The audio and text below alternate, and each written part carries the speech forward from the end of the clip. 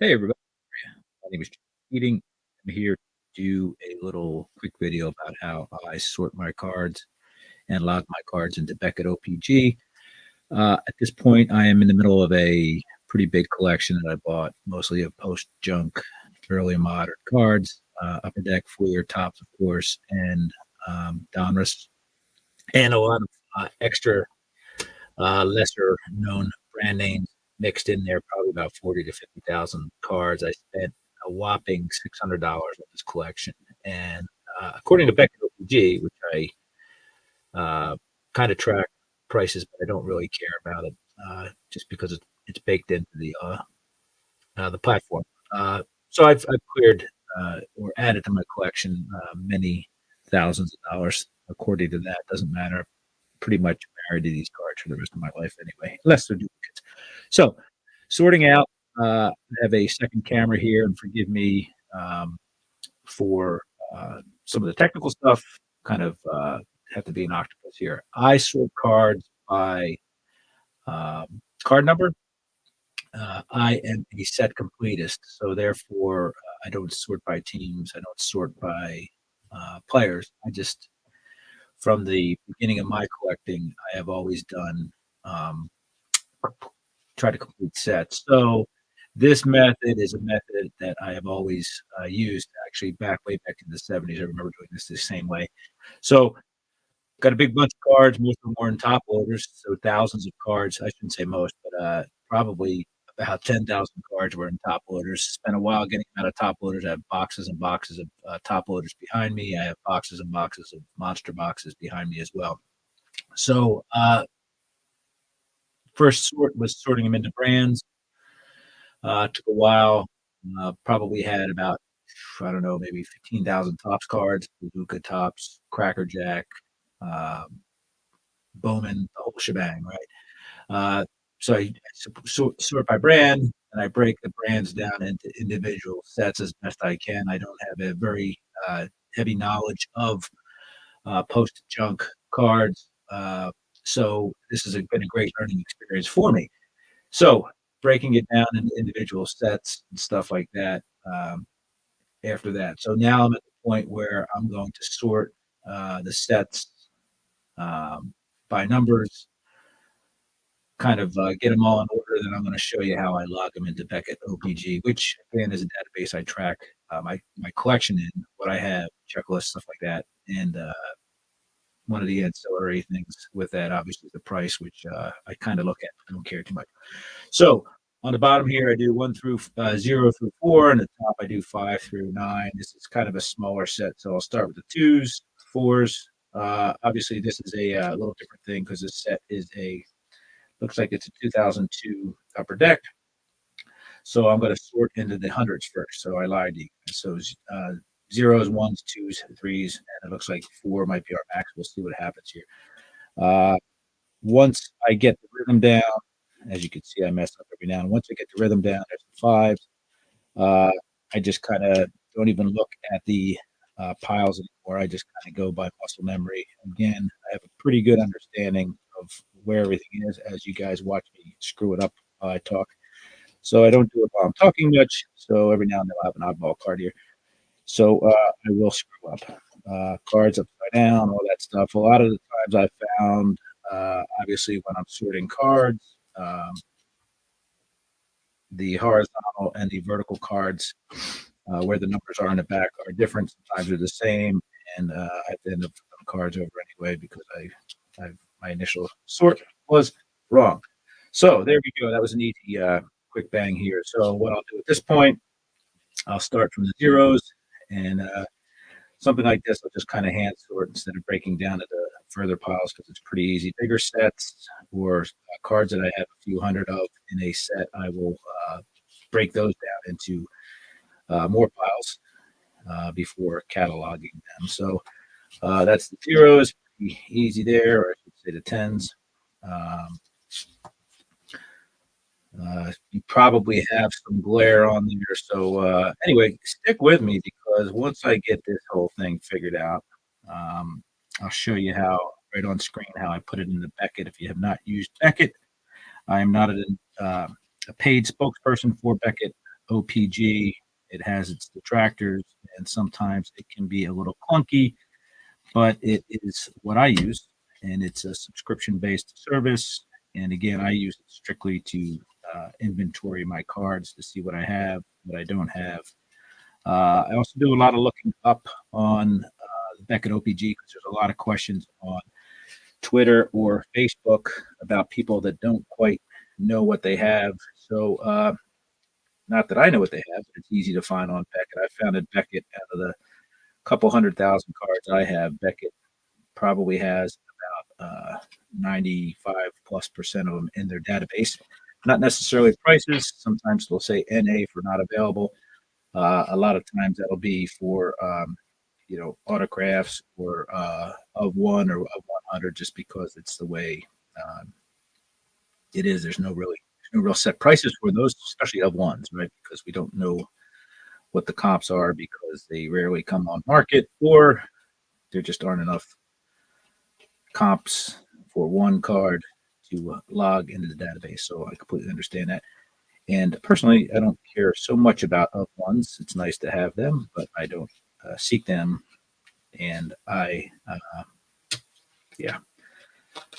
So again, this is me trying to do several things at once: talk, keep it from being boring, as well as sort. So we're almost at the point where we're going to switch over, and I'm going to share my screen here in a second. So that's it. So I've got 500 and something cards here. I'm sorry, a set of 500 and something cards. Of course, I probably have about 100 of them. So let's share a screen, shall we? Let's see here. Stand by, might get a little funky. Bam, bam. Okay, so here we go. This is Beckett OPG. I'm going to go to the very top, and I'm going to, if you look down here on the left, you can see all the sets that I have logged in already. Some have one card, some have hundreds of cards. You can break these down into other folders, which I have done at the bottom here. I'll break them down into the years later on so you can see all that stuff. I haven't gotten around to mixing stuff up, but as you can see, you can do subfolders down here by years or by sports, whatnot. So I'm still working on sorting all that out because I'm logging this collection in, which literally added hundreds of subcategories into my database. So up top here, I will type in something like, you can I've got a Carlos Delgado. So I know this is an upper deck set. I'll do upper deck, Carlos Delgado, and I will do, let's see here, 545 is the card number. And I will search that out. I'll look at the front, and I will see that I have a upper deck victory card of Carlos Delgado. Click that. That takes you to the card. Click this, takes you to the set. And the set will tell you, it'll break down for you, you know, what you can expect to buy for the set, pay for the set or whatnot, or what it goes for, I should say, because you pay for what you pay. Total number of cards, rookie cards. So I'll click the total number of cards, and then it'll bring in ascending order. It'll start at card one. So if you look up here, there is an option that lets you, obviously this is card 545. So I'm going to go for 1,000. So it shows me 1,000 or up to 1,000 cards in this column. So I will scroll all the way down because I work backwards and try to find that Carlos Delgado card, and we'll try to populate pictures as well. The Delgado picture will populate sooner because that's the link I used to get here. So here we have essentially the checklist, right? So I'll go with my cards. I'll try to memorize a couple at a time here. So I'll do card 545. I'll check off. Card 542. I'll check off. It's a Pujols. Nice, huh? So you'll see here, or maybe you won't see, but I have two card 519. So I'll scroll to 519, and I will click this folder, and I will try to search out 2002 Upper Deck Victory to see if I already have it in my database. And this goes by year, so I'll scroll to 2002. You'll see that I already have Upper Deck Victory in my database somewhere. So I'll click that, and it'll pop up, add to this collection here, add quantity to, and I keep near min in there. You can change it to any of these conditions, but obviously they're great condition cards that I have. So for the newer stuff. So, and I'll hit add items to organize, and you'll see here that 519 Ryan Drees, his folder here has now faded. So that means I already have that card in my database. So I can't add that at this point if I wanted to. So I'll keep going 512, 502, 495, 512, 502, 495, 94, 91, 86.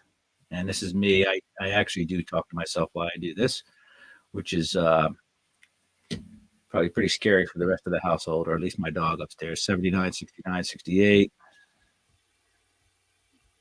And I'll try to look while I'm doing this. I try to look on the right here. You see Griffey's a big card for that set at $1. So I try to look on there.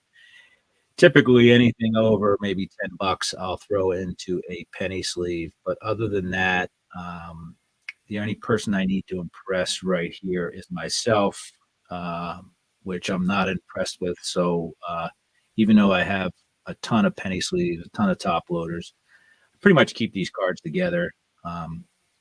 So in a monster box, so I don't really sleeve them up unless really nice cards. Let's see here, 73, 53. Again, it's a subscription service. Everybody has their way of doing things. I see all sorts of checklists and stuff like that. I'll show you in a minute here. Maybe when I'm done, it'll allow me to show you how you print out a checklist and stuff like that. You can also create a needs list. So if you wait a minute, so what I'm going to do is I'm going to kind of hold it up here, show you what the next step is. I'm going to hold off on 320, show you what the next step is. So I already have that in the database. So if I click this little window up here on the right where it says 22, that means the amount of cards that I've entered in. You'll see that the previous 2 pops up, which is what I did for card 519. I just simply changed that to 1. Still says 2002 Upper Deck Victory. And then you'll see this checklist, and anything that I have checked off there will, again, the folder will change colors, meaning or indicating that I already have it in my database. So we'll do that. Color change there. So let's go back to my collection here. So if we go back to organize, trade, it took me a little while to figure out because it's a little, like I said, it's a little cumbersome.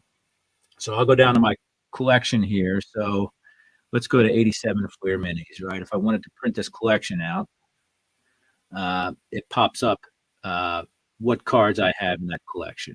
Okay.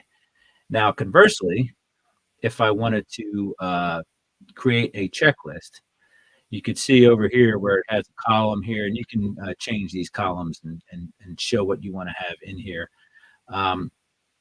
You can make this a 0 and change this to 1, right? So I'll go back to that, and I'll give you an example here, and that's an automatic, that's real-time change. So you don't need to save that. That happens as soon as you leave the box, it'll save it.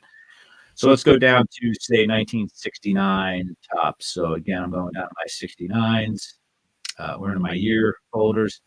So you can see here I have a tops and I have a tops once. So if I go to my tops once, I will scroll back up and it'll show you, as you can see, the once that I have in there. It says I have a Tom Seaver. That's wrong. I'm pretty sure I don't have a Tom Seaver. So anyway, these are the cards I need to complete my 1969 tops. If I wanted to print that, what I do obviously is print.